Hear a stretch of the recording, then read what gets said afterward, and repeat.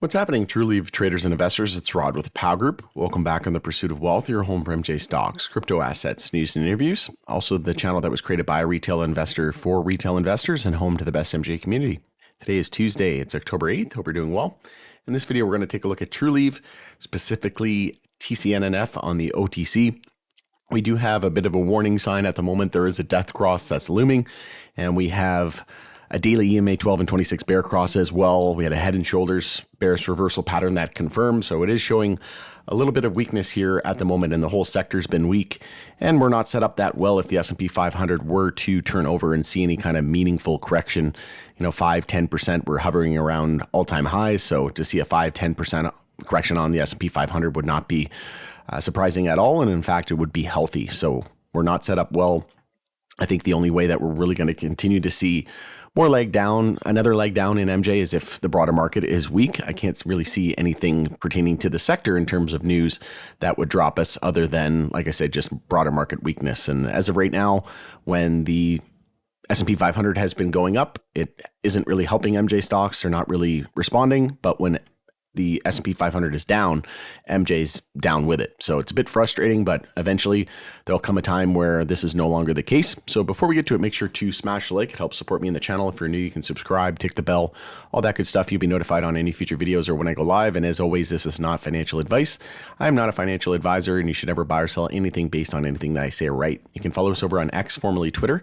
Handle for that is @GroupPow. Going to be using that as my platform of choice going forward.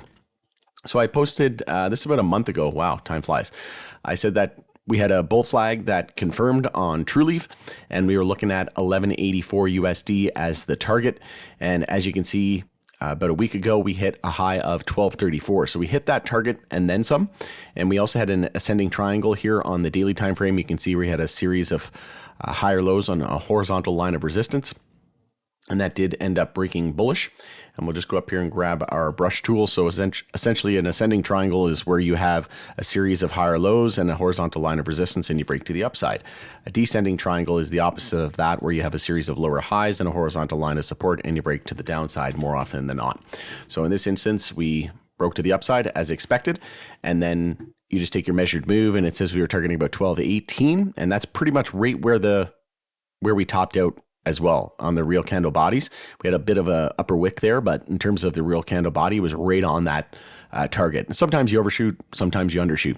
But yeah, we had a head and shoulders back here. Then we had an inverse head and shoulders. Then we had multiple bull flags. We had an ascending triangle.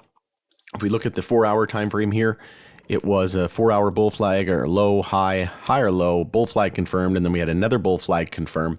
So it's just multiple bull flags after one another, but now we're looking to go the other way. We just had a head and shoulders here confirm on the daily time frame and on the 4-hour, and now we're getting close to that target. So to get your move there, you just go from the high to the low, move it out to your neckline, and then you've got to move down to around 1114 is what it's saying here. And we also have previous support at 1096, but we could still see an EMA 12 and 26 bear cross as well. We're in a 4-hour downtrend, daily downtrend, so a lower high and lower low. Generally, a head and shoulders it's a bearish reversal pattern, but it's just another lower high and then a lower low, which confirms a downtrend, right? So it's a reversal because of the fact that the right shoulder is lower than the head, and that gives you your lower high and lower low, which confirms the downtrend. So at the moment, we're in a daily downtrend, which means zoom out to the weekly and look for weekly consolidation, and that's exactly what we've got here at the moment. So if you look at the weekly time frame and you confirm a weekly downtrend, that means zoom out to the monthly and look for monthly consolidation. Consolidation just means we're losing the low of the previous candle. And then same thing on the hourly. If we confirm an hourly downtrend, look for daily consolidation, right? So at the moment, we're still in a weekly uptrend as long as we hold 843 on TCNNF. So essentially we could drop another 25-26% and still be in a weekly uptrend. So as of right now, it's actually a weekly bull flag. If we go from our low to the high there and get our quick measured move, so low to the high, move it out to our 0.32 fib. So as long as we hold 1088, it's still a potential weekly bull flag. And in order to confirm it, we need to break above resistance there at the high of the bounce, as I mentioned, 1234. And then you take your measured move, we'd be targeting about 1608. But I think we could see a little bit more downside. I think, somewhere around that 1080 mark is definitely possible. That would mean about another dollar or so of downside. And then if we zoom in here, So if we were to drop down to around 1080, that would bring us down around 8% from where we are right now.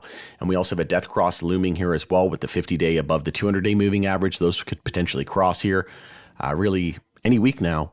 And that could potentially give us that dollar flush down to around that 1080, as I mentioned. Maybe we even back test $10 psychological. But that would negate the weekly bull flag. So it's all about 1088 support here in the short term.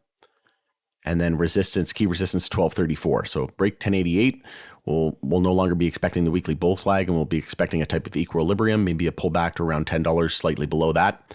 But if we maintain 1088 as support and break resistance there at 1234, then that's going to confirm the weekly bull flag, and we'll be targeting at about 1620. But yeah, you can have multiple different patterns, right? We were super bullish here. We had multiple 4-hour bull flags. We had an ascending triangle.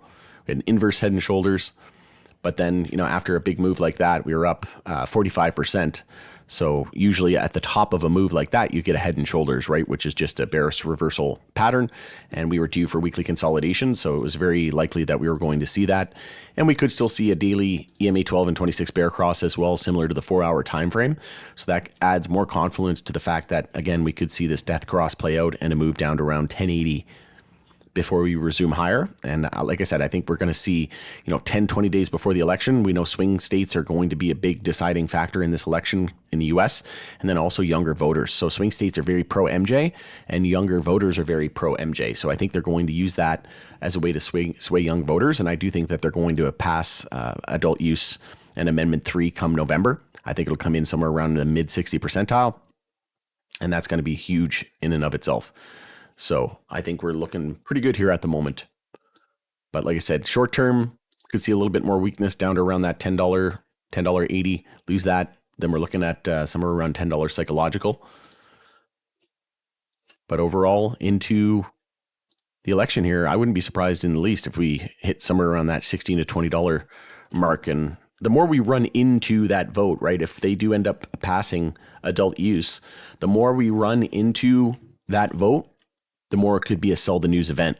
So right now, the weekly RSI is sitting at 59. Anything 70 and above is considered overbought, and generally not a good idea to go long.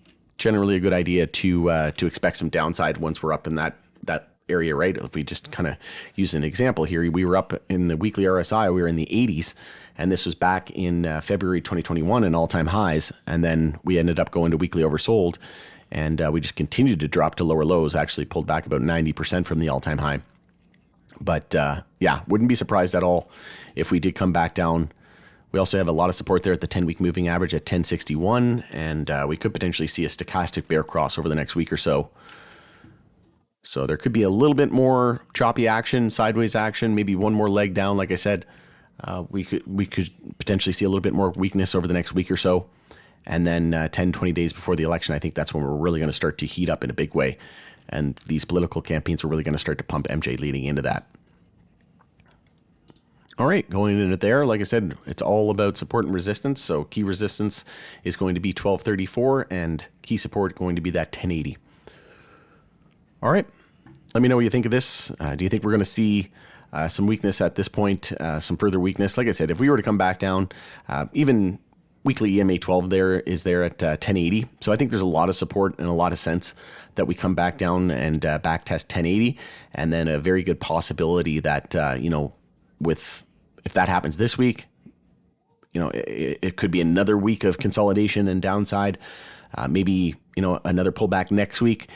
It'll all depend on what the timeline is. If we see multiple weeks of pullback, then I think they're really going to start to pump MJ, 10, 20 days before the election. So we could see some serious upside as a result of that. The more we pull back leading into that and into the November vote, again, there's going to be a huge reaction. But the more we run into that, the more it could be a sell the news event. So it'll be very telling here over the next couple of weeks are going to be crucial on the stock. And we'll see what happens here. But I'll be covering it very closely as Trulieve is definitely the top beneficiary of an adult use market in Florida. All right, going into there, it's Rod with Power Group. Thanks again for joining us on the Pursuit of Wealth, and we shall see you on the next Trulieve update. Take care.